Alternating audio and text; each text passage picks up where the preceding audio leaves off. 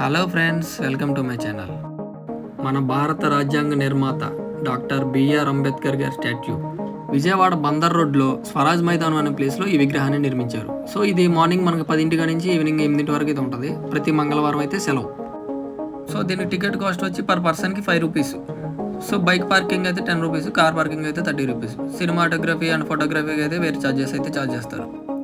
So ticket తీసుకుని లోపలికి అయితే ఎంటర్ అయిపోదాం.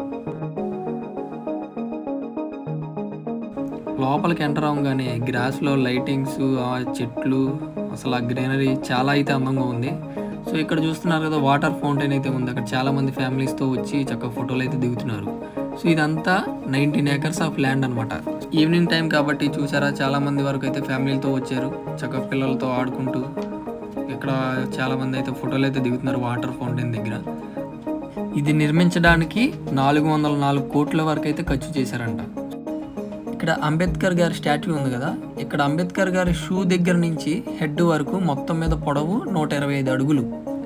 ఇంత ఎండాకాలంలో ఇంత గ్రీనరీగా మెయింటైన్ చేస్తున్నారంటే వర్కర్స్ చాలా గ్రేట్.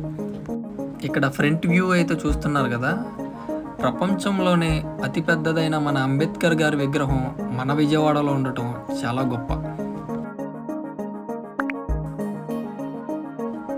ఈవినింగ్ టైం కాబట్టి అసలు గ్రౌండ్ మొత్తం అయితే లైటింగ్స్తో, వాటర్ ఫౌంటైన్స్తో, జనాలతో అసలు చాలా అయితే అందంగా అయితే ఉంది.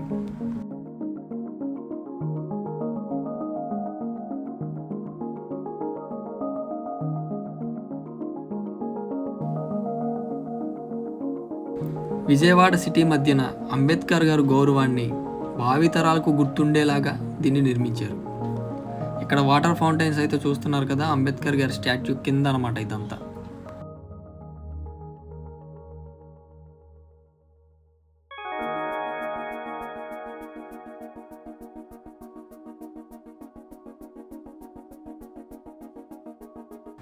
సో బయట వరకు చూసాం కదా, ఇప్పుడు లోపలికి అయితే వెళ్దాం.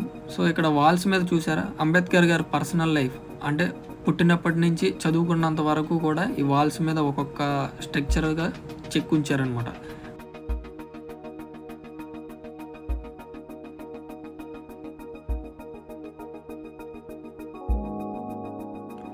ఇప్పుడు డిజిటల్ మ్యూజియంలోకి మనం వెళ్తున్నాం.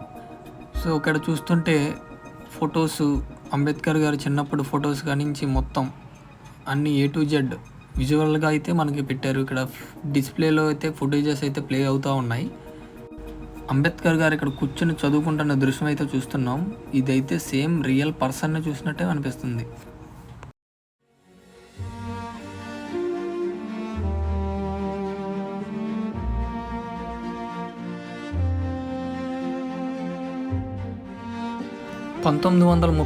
సంవత్సరంలో అనారోగ్య కారణాల వల్ల తన భార్య రమాబాయి అంబేద్కర్ గారు మరణించడం జరిగింది. ఆ దృశ్యం ఇది. అప్పటి నుంచి మన అంబేద్కర్ గారిని అందరూ బాబా సాహెబ్ అని పిలిచేవాళ్ళు.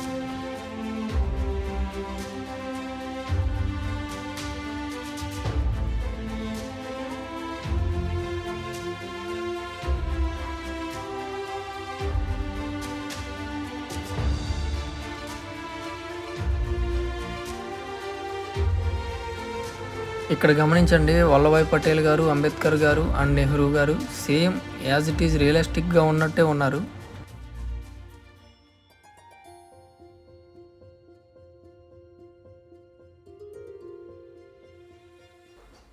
సో బయటకు వచ్చిన తర్వాత ఈ వాటర్ ఫౌంటైన్స్ అయితే చూశారు కదా,